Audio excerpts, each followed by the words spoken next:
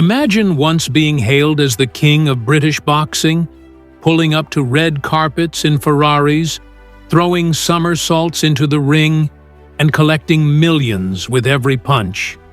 That was the world of Prince Naseem Hamed, a fighter who turned the featherweight division into theater and made arrogance feel like an art form.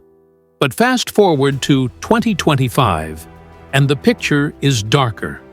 The man who redefined showmanship now lives in shadows, far from the cameras he once demanded. His fans ask the same haunting questions. What happened to him? Why did he disappear at the very height of his powers? And is his life of luxury still intact? Or is there a truth he never wanted revealed? At 51 years old, Naseem is a figure almost unrecognizable from the brash icon of the 1990s.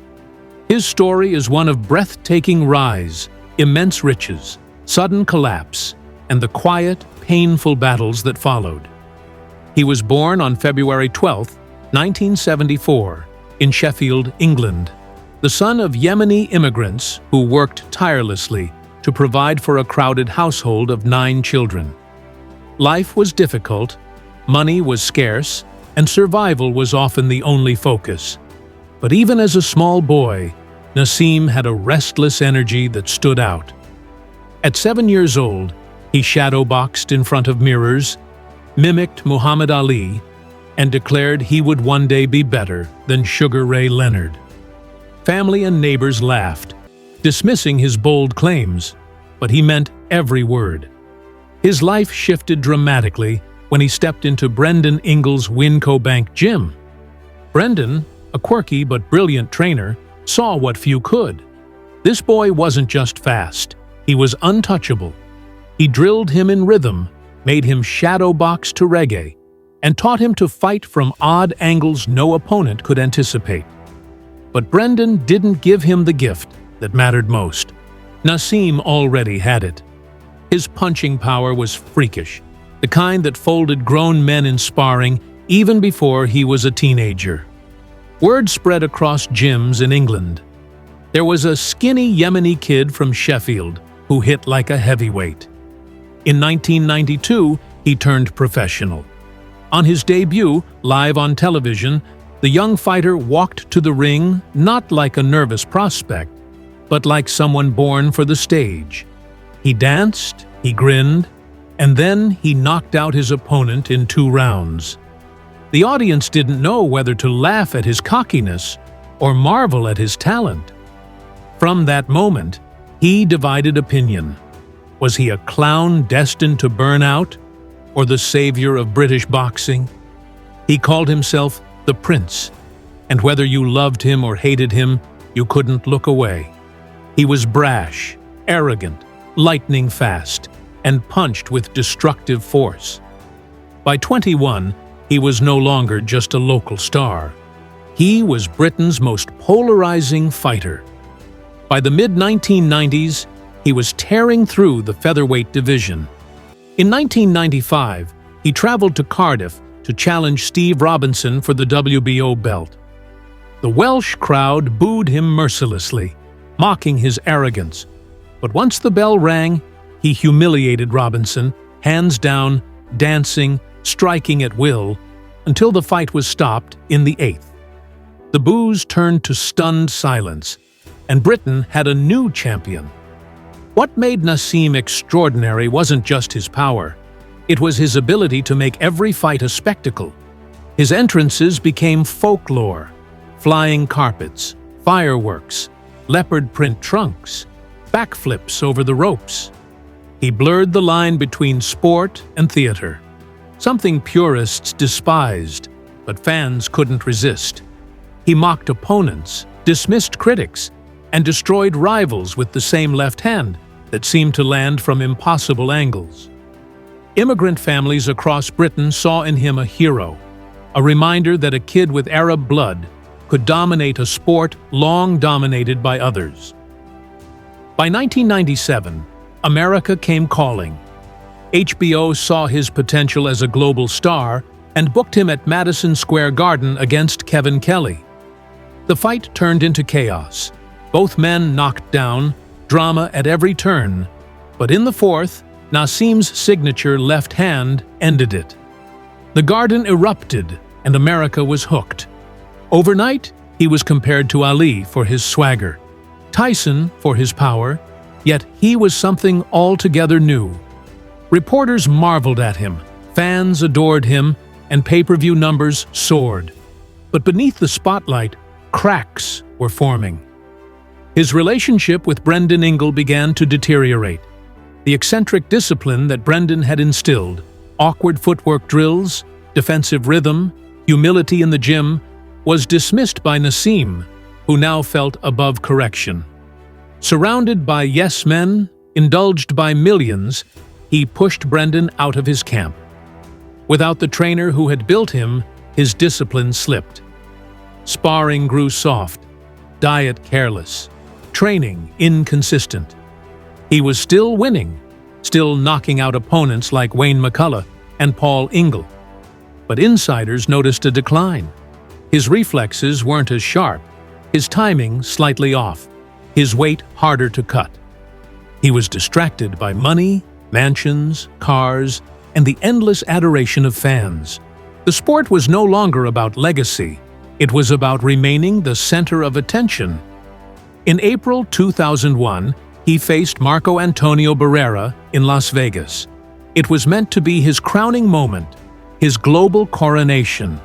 Barrera, a Mexican warrior with discipline and precision, had other plans. From the opening round, he dismantled Naseem's wide, reckless shots with perfect counters. By the mid-rounds, Nas looked lost, his aura gone. Barrera humiliated him, even ramming his head into a turnbuckle in the final round, as if to prove dominance. The decision was unanimous, but the truth had already been seen. The prince was exposed.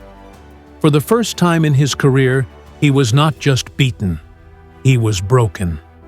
He didn't demand a rematch, didn't rage for revenge. He slipped into silence. In 2002, after a year away, he returned for one more fight against Manuel Calvo. The night was marketed as his comeback, but it felt like a wake. He plodded, jabbed, circled, and won on points, but the magic was gone. Fans booed, not rivals, but his own. For a man who once thrived on adoration, it was unbearable. At just 28, wealthy beyond measure, still technically near his prime, he walked away. No speeches, no farewell, no explanation, just disappearance. He had once promised to outshine Ali. Instead, he vanished without a goodbye. Then came the crash. In 2005, driving his Mercedes McLaren recklessly on South Yorkshire roads, he collided head-on with another car, leaving the driver, Anthony Bergen, with lifelong injuries. Hamed escaped with little more than scratches, but his reputation was destroyed. In 2006, he was sentenced to 15 months in prison, serving only a fraction, but the humiliation was permanent. The arrogant prince was now just another man in a cell. For the public, the crash defined him more than the knockouts ever did. In the years after prison, he became a recluse. While other greats like Lennox Lewis or Mike Tyson found ways to stay connected to the sport, Hamed chose isolation. He refused commentary roles, ignored offers to train fighters, and shunned the media. Even when inducted into the Hall of Fame in 2015, he appeared subdued, his speech flat, his charisma gone. Fans expected fire, but they got a ghost. Younger generations moved on, studying Mayweather, Pacquiao, or Amir Khan, while Naseem faded into what could have been. His absence allowed critics to rewrite his story, some calling him overrated, others branding him a cautionary tale of arrogance wasted. At 51, he is a man almost unrecognizable from the electrifying fighter he once was. Years of indulgence, inactivity, and weight gain have left him heavy, slow, and visibly struggling. Paparazzi photos spark shock online. Fans asking if it's really him. The man who once glided across the canvas now walks stiffly, rumored to suffer from chronic pain and fatigue. He avoids questions, avoids explanations, avoids closure. Some say his faith became his refuge. Others that shame kept him silent. His sons train occasionally under his quiet guidance, and young Yemeni fighters whisper of encouragement from him in private. But in public, he remains a shadow. The tragedy of his story is not the loss to Barrera, nor even the prison sentence. It is that he never gave himself or his fans a second act. In a sport where redemption stories define legends, he simply stopped. Foreman came back in his 40s, Tyson reinvented himself in his 50s, but Nas cut his story short, leaving fans forever wondering. His legacy remains suspended between brilliance and tragedy, arrogance and silence. He gave the world unforgettable nights, unforgettable knockouts, unforgettable entrances, but no goodbye. And until he chooses to step back into the light, his name will remain one of boxing's greatest questions, a story defined not by what he achieved, but by what he left undone.